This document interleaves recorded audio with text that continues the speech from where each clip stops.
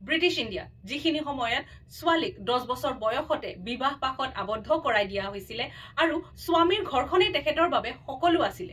সেইখিনি সময়তে এগৰাকী ছোৱালী ৰুকমাবাই কতে নিজৰ অধিকাৰৰ বাবে কোৰ্টত থিয় দিছিল ৰুকমাবাইৰ বিয়া হৈছিল 11 বছৰ বয়সতে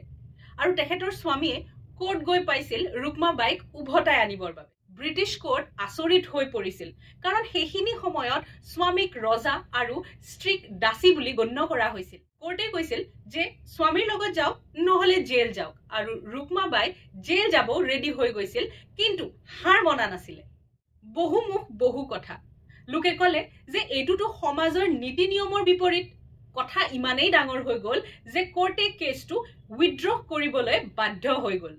আৰু ৰুকমাবাইক মুকলি কৰি দিলে তেখেত ইউকে লৈ গল মেডিকেল ডিগ্ৰী ললে ভাৰত উভতি আহিল আৰু সমাজৰ বাবে কাম কৰিলে সেই সময়ৰ প্ৰচলিত নিয়মৰ বিৰুদ্ধে গৈ